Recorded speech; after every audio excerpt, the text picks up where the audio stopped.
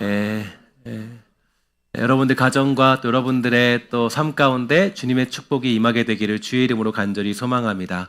오늘 말씀 제목은 불평과 원망에서 감사, 또 원망을 넘어 감사로라는 제목으로 함께 나누고자 하는데요.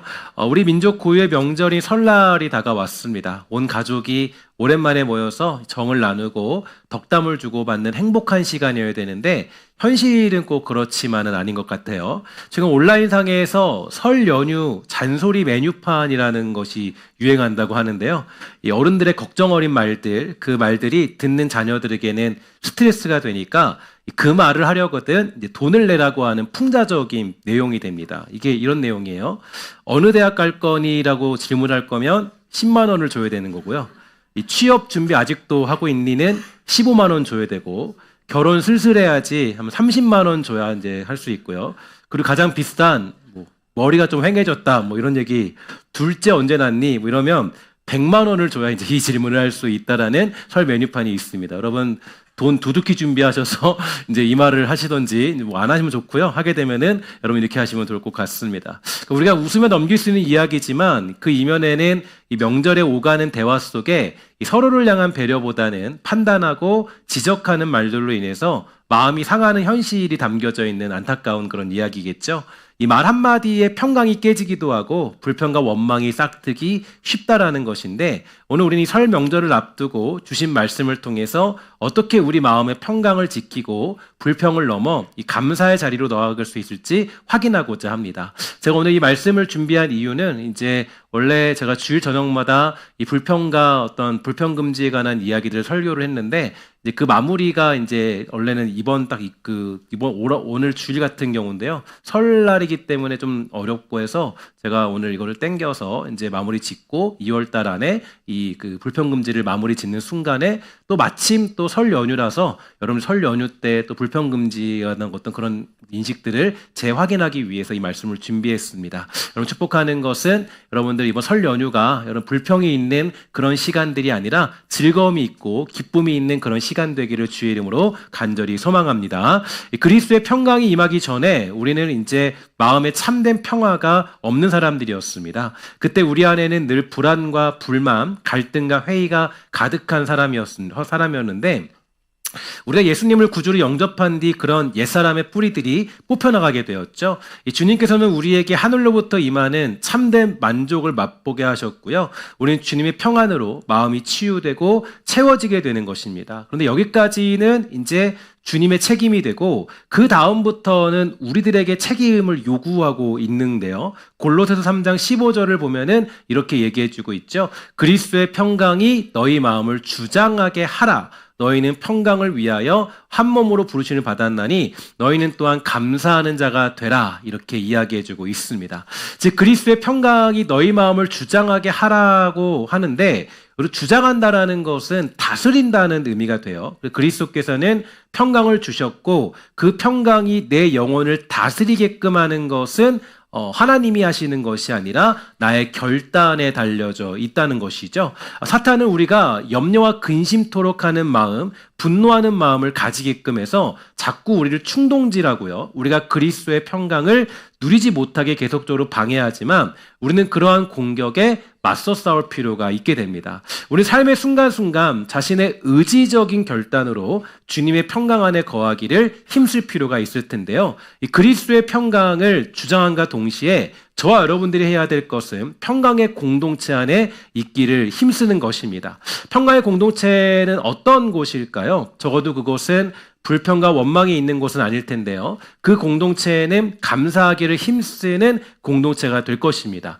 그러한 공동체가 되기 위해서 골로새서 3장 16절과 17절은 중요한 원리를 제시해주고 있는데, 그리스도의 말씀이 너희 속에 풍성히 거하여 모든 지혜로 피차 가르치며 권면하고 시와 찬송과 신령한 노래를 부르며 감사하는 마음으로 하나님을 찬양하고 또 무엇을 하든지 말에나 일에나 다 주 예수의 이름으로 하고 그를 힘입어 하나님 아버지께 감사하라. 여기에 보면은요, 불평과 원망은 존재하지 않죠. 당연히 원망하라는 말씀도 없습니다. 우리의 공동체는 말씀을 가르치며 하나님을 찬양하며 모든 일에 감사하라고 가르쳐주고 있는데요. 우리는 이러한 공동체가 되어야 하는 것입니다. 그리고 이러한 공동체가 되기 위해서 힘쓰고 노력하며 기도할 필요가 있을 텐데요.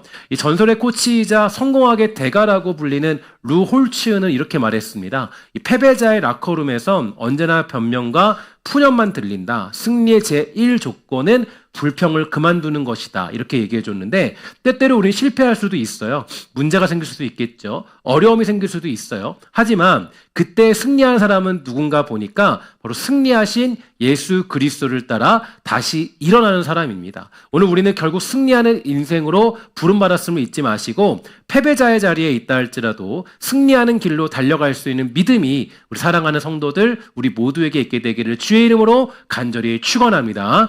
미시건 대학 바바라 프레드릭 교수도요 이렇게 얘기했어요. 부정적인 감정 단 하나조차 모든 사람들에게 영향을 미치는 최악의 업무 환경을 만들어낼 수 있는 강력한 힘을 가지고 있다. 이 정도로 부정적인 감정은 결국에 공동체를 무너뜨리는 가장 강한 힘을 가지고 있음을 세상의 사람들도 인식하고 있고요. 그러한 연구 결과가 압도적입니다. 그러므로 우리는 이러한 감정들이 생긴다면 정말 이러한 불평과 원망들이 어디로부터 시작되었는지를 점검해 볼 필요가 있겠죠. 분명히 우리에게는 이러한 마음이 찾아올 수 있을 것입니다. 늘 모든 것을 긍정적으로만 볼 수 없는 건 사실이겠죠. 그래서 우리는 점검해 봐야 돼요. 정말 이 일이 불평할 만한 일이고 원망할 만한 일인지, 정말 이러한 불평이 정당한지, 만약 정당하지 않다면 이러한 감정들은 어디로부터 흘러 들어왔는지에 대해서 생각해 볼 필요가 있다라는 것이죠. 그러면 성경은 이 부정적인 감정들, 이 불평과 원망이라는 감정들이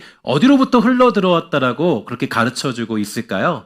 그 모든 것의 원인을 성경은 악한 자로 규정해주고 있는데요. 악한 자는 여러 가지 일들을 만났을 때 그 모든 일들을 불평과 원망으로 풀어내도록 그렇게 유도하고 있습니다. 심지어 이제 이들의 특징은 뭐냐면 이제 불평과 원망을 통해서 뭘 만들어내냐면 상대방을 정죄함으로 벌어지도록 그렇게 일들을 유도하고 있는 거죠. 그래서 결국에 어떻게 되느냐? 그러니까 이야기하고 대화하다 보면 이 부정적인 감정들은 결국에는 아무런 소망도 가질 수 없게 만드는 특징을 가지고 있는 거예요. 예를 들어서 사람들이 서로 대화할 때 부정적인 이야기를 하기 시작하면 그 부정적인 감정들은 결국에는 소망을 볼 수 없도록 만들 수 있는 힘을 가지고 있는 것이죠.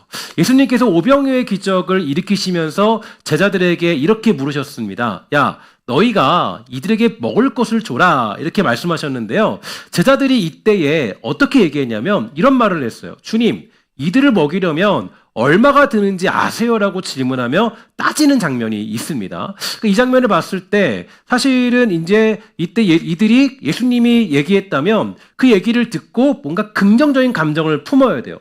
뭔가 일이 있겠구나. 뭔가 방법이 있겠구나. 어떻게 하면 저들을 먹일 수 있지? 주님, 어떻게 저들을 먹일 수 있을까요?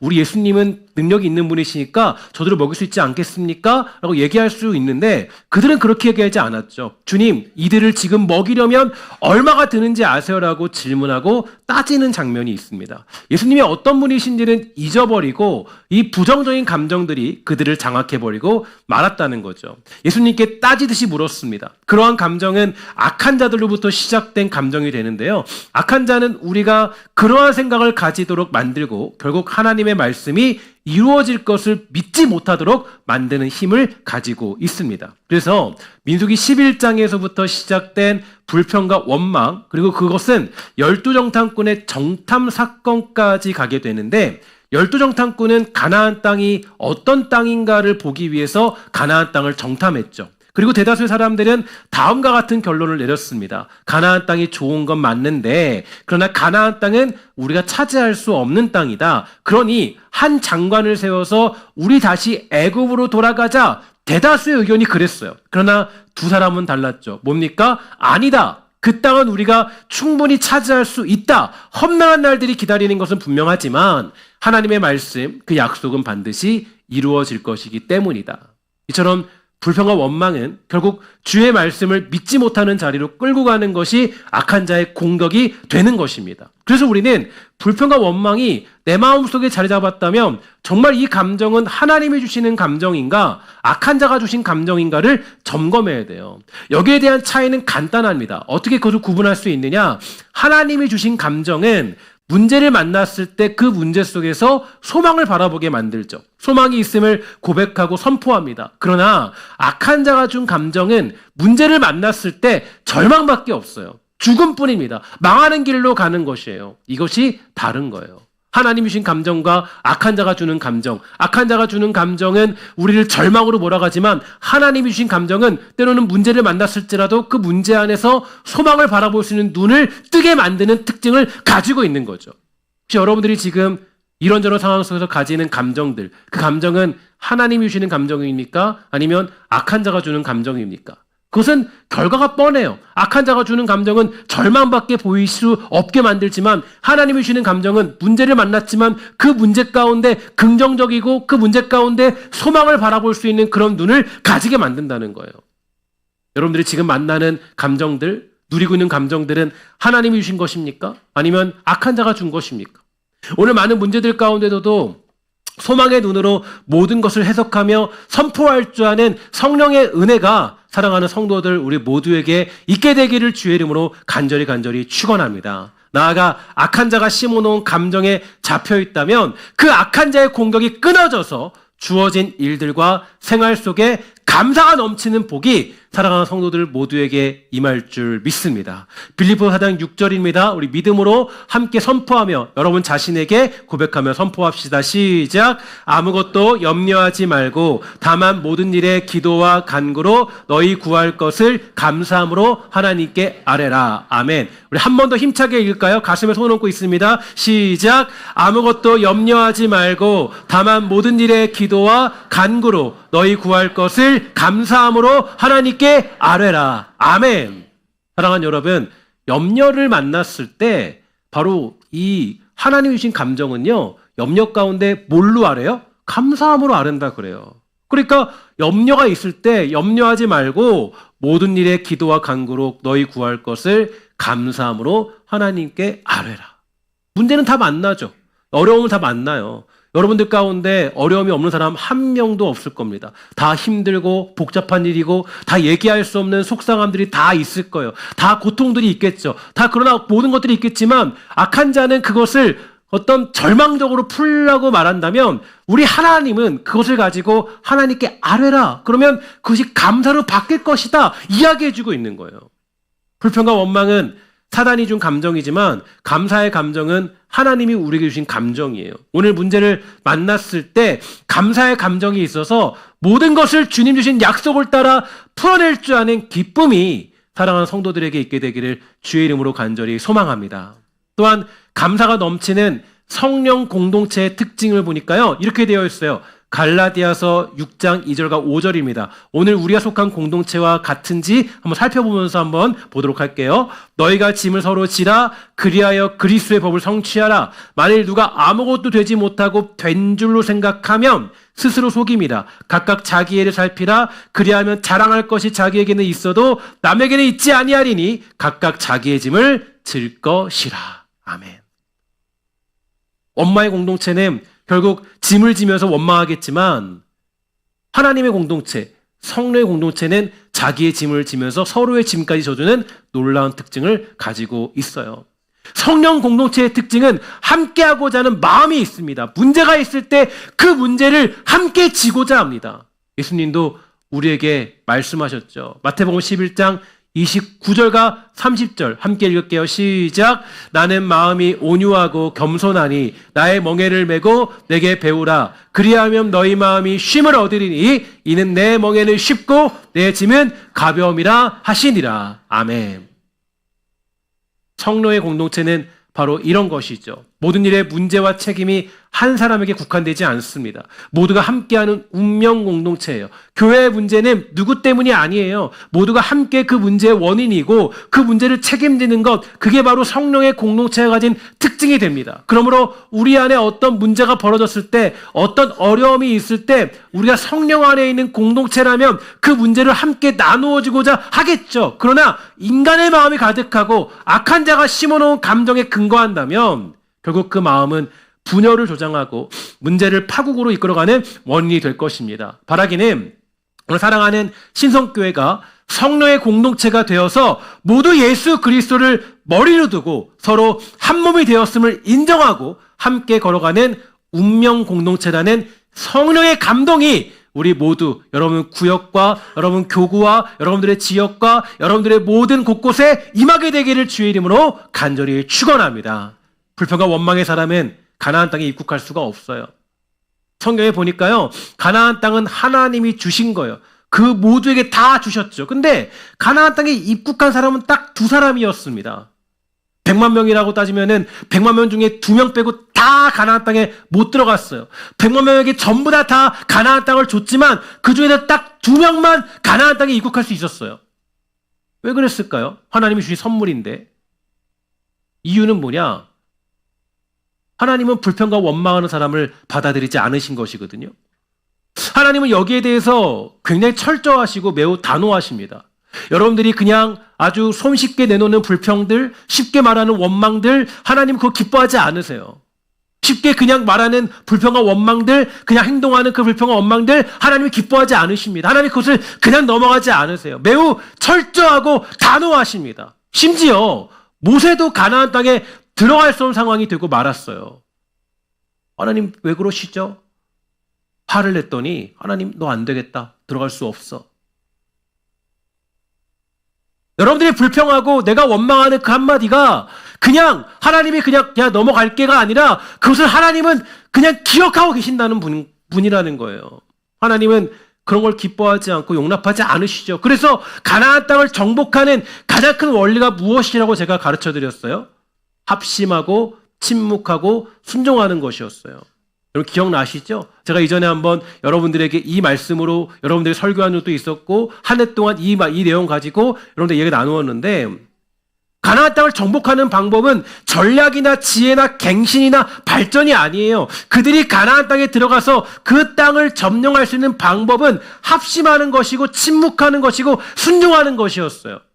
합심이라는 것은 어떤 거냐면 지도자가 다 마음에 들기 때문에 그 공동체가 합심하는 것은 절대 아니죠. 어디 완벽한 지도자가 어디 있겠습니까? 여러분 대통령을 뽑아도요. 대통령이 처음에는 지지율이 60%, 70%였다가도 나갈 때는 다 40%, 30%, 20% 떨어지게 돼 있어요.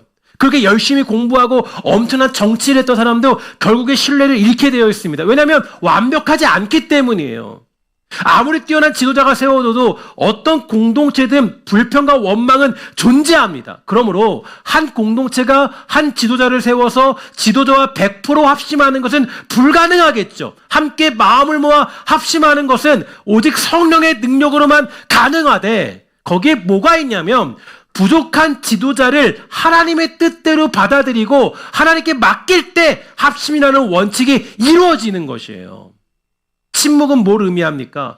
조용해라 그런 말이 아니겠죠. 여호수아가 백성들에게 세워준 전략, 여리고성을 함락하는 방법은 얼토당토는 방법이었어요. 야, 이제 그 여리고성을 점령하는데 그 우리 한 바퀴씩 도는 거야. 마지막에는 몇 바퀴 돌고 그 다음에 소리 한번 지르는 거야. 그 전략을 좋아할 사람이 누가 있겠어요?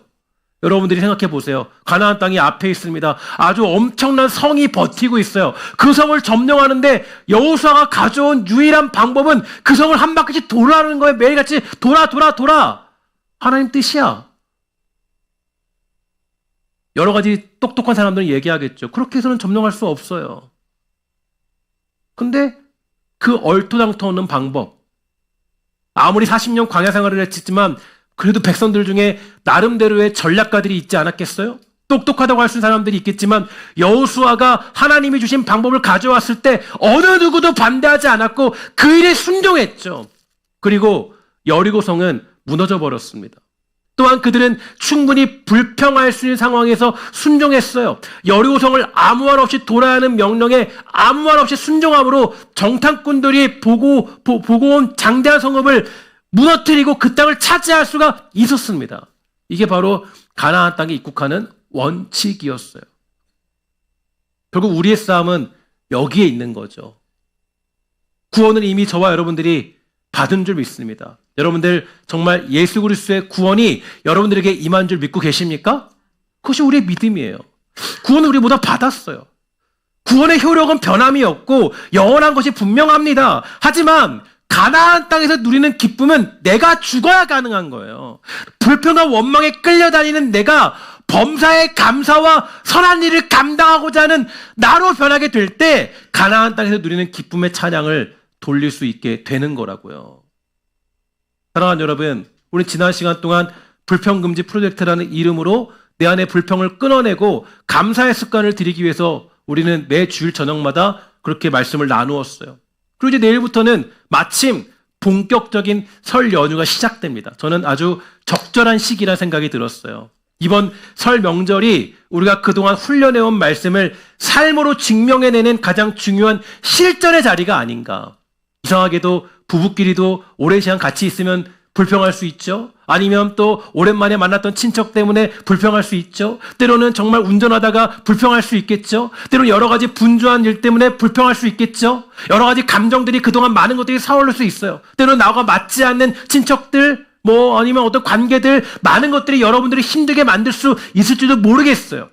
그러나 거기가 바로 실전의 자리라는 생각을 해봤습니다. 명절은 우리에게 영적인 여리고성과도 같아요. 오랜만에 만난 가족들 사이에서 혹은 분주함 속에서 우리 마음에는 언제든지 불평과 원망이라는 성벽이 생길 수도 있을지 모르겠어요. 하지만 저는 간절히 기도하고 여러분 축복하는 것은 우리 신속교회 성도님들이 영적인 승리자가 되기를 주의 이름으로 간절히 축원합니다. 여리고성을 무너뜨렸던 그 전략, 합심하고 침묵하고 순종하는 것, 그것을 연휴에 가정 가운데 사용해 보세요. 때로는 막 정말 불평하고 싶은 말이 목구멍까지 차오를 때 그때 있잖아요. 정말 한마디 하고 싶다. 정말 말하고 싶다. 정말 내가 어떻게 보면 화내고 싶다. 그런 장면들이 있잖아요. 그러나 그때 여리고를 돌던 백성들처럼 거룩한 침묵을 지켜보세요. 내 생각과 다르고 내 뜻대로 되지 않은 상황이 많이 있잖아요. 그때 하나님 이 가정을 주관하여 주시옵소서. 이 가정을 주관하고 계심을 믿으며 묵묵히 섬김의 자리를 지키는 순종을 선택해 보세요. 우리가 불평 대신 침묵하고 원망 대신 감사를 선택할 때 우리 가정을 가로막고 있던 불화의 여리고성은 무너질 것이고 그 자리에 하나님 주시는 평강의 가나안이 임하게 되는 축복이 임하게 되는 줄 믿습니다. 저는 이것을 해낼 수 있는 방법이 있다고 생각하는데 그 방법은 뭐냐면 전도서 3장 1절 이하가 굉장히 중요한 메시지예요. 왜 우리가 충성할 수 있느냐? 왜 우리가 견딜 수 있느냐? 침묵할 수 있느냐? 보니까 이렇게 되어 있어요. 범사에 기한이 있고 천하만사가 다 때가 있나니 날 때가 있고 죽을 때가 있고 사랑할 때가 있고 미워할 때가 있고 전쟁할 때가 있고 평화할 때가 있느니라. 하나님의 때가 있어요. 내가 막 난리친다고 뭔가 되는 일이 아니에요. 하나님의 때를 당길 수 없어요. 내가 뭔가 어떻게 화낸다고 해서 불평한다고 해서 원망한다고 해서 그 때를 당겨낼 수 없어요. 그리고 전도서 3장 11절에 보니까 이렇게 되어 있죠. 하나님이 모든 것을 지으시되 때를 따라 아름답게 하셨다. 때를 따라 아름답게 하셨다. 원망할 만한 그 사건도 아름다운 때로 하나님 만드시더라. 불평할 만한 그 사건도 나는 불평으로 풀어내지만 하나님은 그것을 아름답게 하셨다. 하나님의 뜻이 거기에 담겨져 있는 것입니다. 결국 저와 여러분이 살아가는 인생에서 만나는 수많은 일들, 그리고 모든 역사와 시간, 살아가는 공간, 그 모두가 하나님의 주도적인 인도하심을 따라 이루어지는 일들이에요. 너무 조급해하지 마세요. 내가 불평한다고 변할 일이 하나도 있지 않습니다. 내가 원망한다고 해서 뭔가 새로운 일이 생기지 않아요. 하나님은 절망과 원망으로 모든 일을 풀어내지 않으십니다. 하나님은 그렇게 일하지 않으시죠. 저와 여러분들이 무슨 일을 만나든지 오늘도 하나님의 주도적인 부르심 속에 엎드려 우리를 변화시키는 선하신 하나님의 일하심을 찬양하며 영광 돌리는 저와 여러분 우리 모두가 되기를 주의 이름으로 간절히 부탁을 드리겠습니다. 사랑하는 여러분, 오늘 저는 오랜 시간 동안 다시 주일 전원 예배를 통하여 보았던 이 이야기를 마치면서 내일을 도전합니다. 내일부터 시작되는 설 연휴, 흩어지는 각자의 가정에서 실천하십시오. 불평과 원망을 기도로 바꾸십시오. 비난과 정죄를 감사로 바꾸십시오. 우리는 불평하는 자가 아니라 어떤 상황에서도 감사의 능력을 잃지 않는 예배자입니다. 이 사실을 잊지 마세요. 우리는 하나님의 일하심을 믿는 백성들이에요. 하나님의 역사를 믿는 사람들입니다. 우리가 아직 연약할 때에 그리스도께서 기약대로 우리를 위하여 죽으셨도다라는 말씀을 기억하십시오. 하나님은 우리가 아무런 준비가 되어 있지 않을 때 자기 아들 예수 그리스도를 이 땅에 보내셨습니다. 우리 생각이, 우리 계획이 하나님의 생각과 계획보다 앞설 수 없고 예측할 수 없어요. 다만 우리는 주님이 주시는 일들을 할 뿐이고 그 모든 상황에 믿음으로 살아가는 것이 전부인 것입니다. 그것이 하나님의 크심 앞에 엎드리는 가장 위대한 순복의 길이 되는 것이에요. 이러한 믿음이 있을 때 비로소 원망과 불평 가득한 이 땅에서 감사로 주님께 예배하는 예배자의 삶을 살아갈 수 있습니다. 저는 한국교회 문제가 어디 있냐고 생각하면은 여기 있다고 생각해요. 하나님과의 수직적인 믿음은 굉장히 좋습니다. 보통 보면은 예배는 열심히 드리고 하나님과의 믿음은 흔들리지 않아요. 근데 어디에 문제가 있냐면 이 수평적인 관계에서 많이 무너질 때가 있다는 거예요. 하나님과 관계는 너무 좋은데 이웃과의 관계는 너무 안 좋아요. 하나님과 관계는 너무 좋은데 형제들과 관계는 너무 안 좋아요. 하나님과 관계는 너무 좋은데 때로는 내가 어떤 살아가는 그 관계적인 의미에서 그 관계는 너무너무 좋지 않아요. 하나님을 사랑하면 내 이웃을 어떻게 하라 그럽니까? 내 몸같이 사랑하라. 그게 우리에게 주신 법칙이거든요. 우리에게 중요한 것 중에 하나가 우리가 때로는 너무 잊어버리는 게 왜 우리가 그리스도인들이 여러 곳곳에서 또 때로는 모임 가운데 비난받고 여러 상황들을 맞이하게 되냐면 관계는 좋은데 주님과 관계는 너무 좋은데 때로는 우리의 불평의 언어들을 그대로 사용할 때가 많이 있어요. 좀 달라야 되는데 함께 모였을 때 조금 다른 이야기를 할 줄 알아야 되는데 조금 다른 모습을 보일 줄 알아야 되는데 그들보다 더 때로는 심한 불평과 원망. 가서 좀 나라 욕 좀 하지 마세요. 정치 욕 좀 하지 마세요. 만나서 좀 그런 얘기 좀 하지 마세요. 조금 더 만났을 때 그래도 하나님이 지켜주실 거야. 하나님이 도와주실 거야. 우리 그렇게 할 줄 알아야 돼요. 그게 우리가 다른 모습이에요. 조금 더 그들에게 우리 열심히 살아보자. 근데요, 어떤 경우 보면은요, 예수 믿는 사람이 더해요. 더할 때가 많아요. 열심히 예배는 드리고 왔는데, 이상하게도 관계 속에는 아직도 변화되지 않는 말들, 더 부정적인 감정들, 더 악한 모습들이 많을 때가 많이 있어요. 오늘 여러분 축복하는 것은 정말 하나님과의 그 관계. 여러분들 모두는 다 가나안 땅을 복으로 받은 사람들이 여러분들이 노력해서 받은 거 아니에요. 하나님이 여러분들에게 가나안 땅을 다 주셨어요. 근데 그걸 누린 사람들은 누구냐? 오늘 시간 결단하는 사람들이에요. 어떤 결단이냐면 하나님 내 안에서 내 입에서 내 삶 가운데 하나님 그 악한 자의 감정을 몰아내 주십시오. 내 마음속에 있는 부정적인 감정들, 원망하는 입술들, 정말 내가 그 원망하고 불평하는 그 모든 감정들을 몰아내달라고 기도하는 사람들, 이 사람들이 가나안 땅의 복을 누리는 거라고요. 그냥 누리는 것이 아니라 여러분들 모두가 정말 가나안 땅의 축복을 마음껏 누리는 사랑하는 여러분들 우리 모두가 되기를 주의 이름으로 간절히 축원합니다. 여러분 있을 가운데 불평과 원망을 몰아내십시오. 그게 여러분들이 오늘 이 시간 결단할 일이에요. 가정을 보면서 원망하지 마세요. 맨날 친척끼리 만나면 남편 욕하지 마세요. 아내 욕하지 마세요. 더 자랑하고 더 사랑하고 자녀 흉보지 마시고 더 자녀 자랑하고 아껴주고 우리가 해야 될 일들이라고요. 그런데 때로는 그리스도인들이요 더 원망해요. 더 불평해요. 그러니까 이게 뭐 그리스도 향기가 드러나기는커녕 악취가 날 때도 있고 그죠? 그럼 안 된다는 거예요. 오늘 우리 신성교회 성도들은 정말 여러분들 이번 시간을 통하여서 더욱더 입술에서 불평과 원망이 사라짐으로 말미암아 정말 감사와 찬양이 넘쳐나는 입술로 변화되기를 주의 이름으로 간절히 축원합니다. 정말 여러분 가정을 위해 기도하시고 여러분의 그 변화를 위해 기도하십시오. 하나님, 내가 하나님과 정말 수직적인 관계뿐만 아니라 수평적인 관계도 하나님 안에서 정말 그 이웃들을 사랑하는 마음이 넘치도록 해주세요.